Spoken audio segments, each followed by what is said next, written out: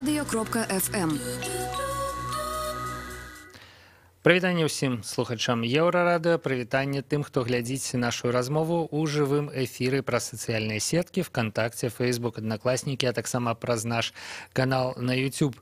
Вечарам у чацвер вельмі прыемна пагаварыць пра джаз. Не часта такое задавальненне выпадае на долю журналістаў. Людміла Крукоўская, мы вас прадстаўляем як самую вядомую бас-гітарыстку краіны зараз у нашай студыі. Прывітанне, Людмила. А ёсць увогуле іншыя бас-гитаристки в Беларуси? Мне кажется, да. Я встречала несколько девушек, но я что-то не припомню, чтобы они играли джаз. Они в кавер-бендах играют. Людмила играет джаз. Да.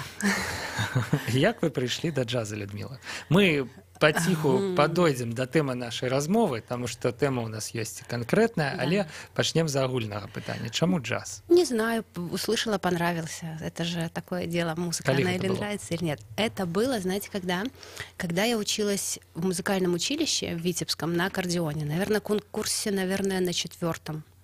Да, уже где-то так. Только вы умеете на аккордеоне? То есть умею, наверное. Я уже не брала его в руки очень много лет. Вот. И тогда Олег Афанасьев, ныне, к сожалению, уже ушедший от нас, звукорежиссер на амфитеатре в Витебском, мы дружили, он, поскольку тоже басист, то есть мы дружили не поэтому. Так, у вас и аккордеон, и джаз, и бас-гитара одночасово были? Нет, я сначала закончила школу по аккордеону, музыкальное училище, и меня собирались в консерваторию там пророчить, я была такая вся подающая надежды и все такое прочее. Но на 4-м курсе училища я познакомилась с джазом, познакомилась с бас-гитарой, и закончилась на этом моя аккордеонная карьера. Все отбылося ровно так, як отбывается в этих советских антизаходных речевках. Да, связалась с джазом, покатилась по наклонной, и вы в студии Еўрарадыё. Я бы не сказала, что это такая уж и наклонная, а скорее наоборот. В гору. В гору, да. Выдатна. Фанкі-джаз – гэта вечарынка, якая пройдзе ў Мінску ў культ-цэнтры «Корпус» 5 красавіка. Гэта вечарынка, гэта працяг серыі іншых джазовых вечарынак. Людмила, як организатор, распавядзіце, что там да як. Смотрите, это будет в рамках Black White Jazz, моего проекта. Мы делаем, не только авторскую музыку, но мы и делаем такое ответвление проекта, которое называется Black White Jazz Transformation. Это как раз по стилям, по эпохам мы представляем джазовую музыку. И в этот раз будет фанки. Почему фанки? Я вообще давно уже думала, что надо бы это сделать, и наконец-то собралась. Фанки очень близко, как бы так сказать, один из наиболее понятных джазовых стилей — это джаз-фанк, потому что это очень ритмичная танцевальная музыка. В принципе, фанк, он не вырос из джаза, вовсе нет. Фанк — это отдельное направление, которое родилось в 60-х годах. Джеймс Браун, основатель, такой король фанковой музыки. Но фанк, благодаря этому своему зажигательно-ритмической основе, он проник практически во все стили, и джаз тому не исключение. И уже после этого, в 70-х и так далее, джазовые музыканты стали использовать такие фанковые грувы у себя в своих произведениях. Там Маркус Миллер, там Виктор Вутон, Херби Хэнкок, очень много кто... Запомните это имя и прозвище. Да, очень много джазовых музыкантов. Именно, очень рекомендую. Так. И поэтому, знаете, это очень интересный сплав. С одной стороны, это джазовые импровизации, с другой стороны, это ритмичная и понятная такая, ложащаяся на слух музыка. И мы вообще решили оттолкнуться как раз от, грубо говоря, от популярной музыки, и в нее привнести джаз на этой вечеринке. То есть мы за основу берем не какие-то сложные джазовые произведения и играем их в стиле фанк, а наоборот, мы берем Джамироквай, «Земля, ветер, огонь», Стиви Вандер, Джеймс Браун тот же, и играем просто эти произведения, уже ставшие классическими, с обилием, со множеством джазовых импровизаций. Просто очень много джаза получается в этом это не такая не совсем джазовая, не совсем фанковая вечеринка. Да, именно поэтому она называется фанки-джаз. То есть это сплав. Як гэты сімфанічны аркестр под кіраўніцтвам Виктора Бабарыкіна перайгрывае кіно і хэві-метал розны, да? Так вы бярэце іншую, відаць, все ж таки не классику, а сучасную музыку и перекладаете на джазовые рейки. Ну, потому что таким образом, мне кажется, как-то проще всего донести до людей, которые не слушают джаз, что джаз — это классная музыка, которую можно воспринимать не обязательно, закончив консерваторию. То есть это... Вот для меня, да, джаз — это вельмі складаная музыка, насамрэч. Есть и такая история. Ну, я таксама скончыў у свой час музычную школу, і калі спрабуеш прачытаць напісаны нотамі джаз, гэта просто абсолютно немагчыма, там ламаюцца пальцы, ось там няма ніякага рытма, там тут звук, там вот это просто все. І слухаць это складана таксама. Вось. І, магчыма, ёсць іншы нейкі джаз, я не ведаю, джаз для звычайных людзей. Именно это я и пытаюсь как бы все время делать, вот уже с начала основания проекта. Это и есть главная идея, чтобы людям показать, что джаз, он очень разный. Это не только что-то сложное, хотя, безусловно, и сложный концептуальный джаз есть тоже, фри-джаз, там, современные какие-то концепции джазовые, все это есть. Но он настолько многогранен, вообще, джаз, что там есть очень много направлений, через которые хотелось бы людей привлечь. То есть это все-таки здесь, понимаете, здесь вот на вечеринке будет такой интересный сплав. С одной стороны, можно будет потанцевать, потому что это фанк, это ритм, это постоянная пульсация. С другой стороны, это не будет просто дискотека или там какая-то вечеринка клубная, в смысле вот там дыч-дыч. Это будет с большим количеством импровизаций, то есть есть еще и пища для мозга. Человек, если не хочет танцевать, он может сидеть и слушать просто. А может и танцевать, и слушать одновременно, как угодно. Вось я заўжды здзіўляўся людзям, якія слухаюць музыку, якая, ну, прынамсі, падаецца танцевальнай. Да? Бок едзеш у тралейбусе і чуеш з суседняга сидзення, да, в навушниках там нешта тыц-тыц-тыц-тыц-тыц, такое абсолютно жорсткае, рытмічнае. Я думаю, навошта чалавек слухае такое? Вось. А ў джаз ён і туды, і сюды. Да, это будет и туда, и сюда. Вот именно, да, эта вечеринка будет и вашим, и нашим, грубо говоря. А калі вось пагутарыць пра тое, чым падобна і чым адрозніваецца джаз і фанк, я так разумею, что фанк — это нешта больш лёгкае, больш простае. Ну, наверное, это слова фан. Якби, да? Ну, вообще, этимология вообще слова, тут есть некоторые расхождения. Одни, ну вот в одних источниках написано, что фанком так называли, как бы, музыканты между собой говорили, играй фанк, то есть играй так, чтобы вспотел, прямо вот что. Ага. Есть другая версия. Говорят, что это не очень приличное слово, вышедшее из черных кварталов. Не буду говорить, что обозначает. В любом случае,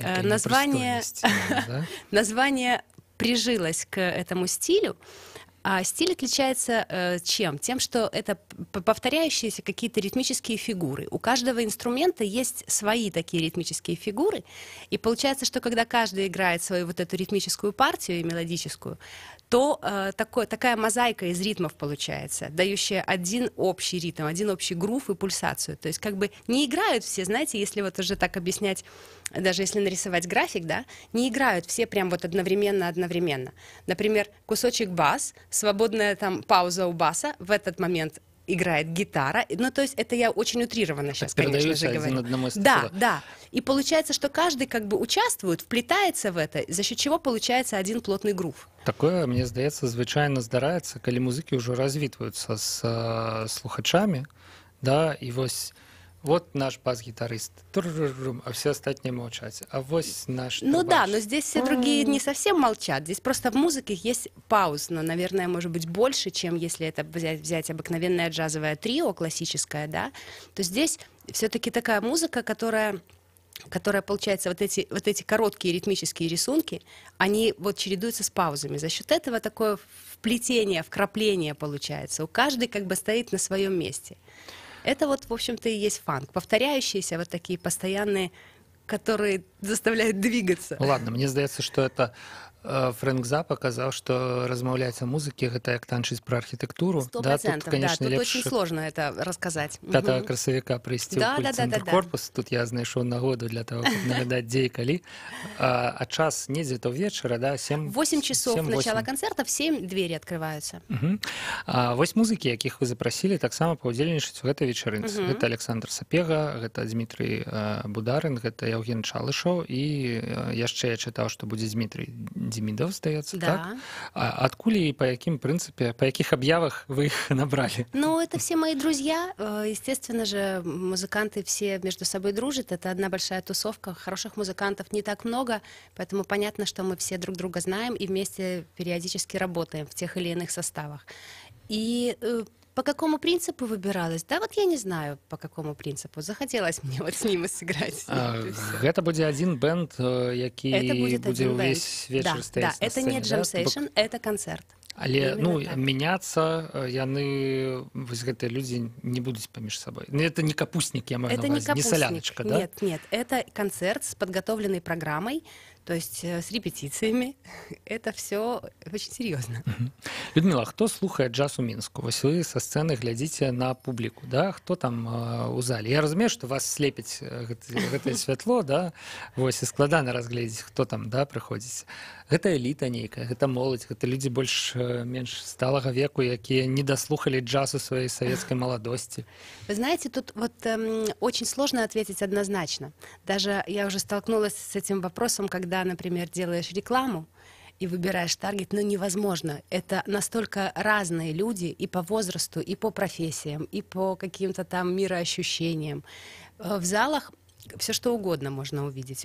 Тут, знаете, опять же, зависит от артиста, потому что люди, которые более или менее разбираются в джазе и слушают эту музыку, один артист им больше нравится, другой меньше. То есть там вот на этого они пойдут, на этого нет. Опять же, по направлениям. Есть такой, там, например, смут-джаз какой-нибудь более спокойный такой и более попсовый, грубо говоря, да, это одна публика. Например, там какой-нибудь фри-джаз, это уже другая публика. Возраст и профессии действительно очень разные. И молодые люди, и бабушки с дедушками. В Верхнем городе я на прошлой неделе играла концерт. Там прям, ну, в возрасте люди пришли, то есть они вот приходят слушать джаз, понимаете? И поэтому очень сложно найти, как-то вычленить какую-то группу людей, которая вот только вот будет слушать джаз. Вот точно 100%. Публика неоднородная, так не Абсолютно. скажешь. Не скажешь, что когда ты вот пришел, ходишь на джазовые концерты, это значит, что ты элита, да? Там... Ну... Я не знаю, можно, наверное, сказать, что это элита в единственном смысле в том, что это люди, которые... Это не те люди, которые слушают шансон. Ясно, что в голове у них чего-то больше. И потребность, джаз, да, значит... и потребность в этом, раз у него есть, соответственно, то там, ну, что-то все-таки происходит в голове, и это очень приятно. Ну, круто, когда у человека в голове нечто отбывается, потому что, ну, мне здаецца, что людей навокал стало настолько шмат с прыходам соцсетак у наше жыццё і так далей, што даводзіцца ўсё ж таки неяк фільтраваць, да? Вот з некім ёсць камунікацыя, з некімі не мае. Джаз тут, у прынцыпе, тэарэтычна можа выступіць такім фільтрам, калі, натуральна, ён падабаецца вам. Гэта я вяду да таго, што ў культ-цэнтры корпус 5 красавіка адбудзецца вечарынка фанкі-джаз, якую арганізуе бас-гитаристка Людмила Круковская. Людмила, вы же будете там на сцене так само? Конечно, обязательно. С бас-гитарой, без аккордеона. Без аккордеона. Я очень люблю фанки, мне очень нравится. Прымуць удзел у гэтай вечарынцы таксама іншыя класныя музыкі. Ну ладно, не буду іх уже для эканоміі часу пералічаць, таму што час нам завяршацца і пераходзіць да выпуска навінаў, які пачуюць радыёслухачы. Людмила, дякую вам за то, что завітали в нашу студию. Спадзяюся, что все запомнили дату, месца и час 19:00 и 20:00. Коли вы любите джаз, побачимся у культ-центра. Музыканты действительно будут очень высокого уровня, музыканты с огромным опытом, и поэтому 100% будет здорово, однозначно. Приходите. Павел Свердлов працаваў пры мікрафоне. Пачуемся на Еўрарадыё.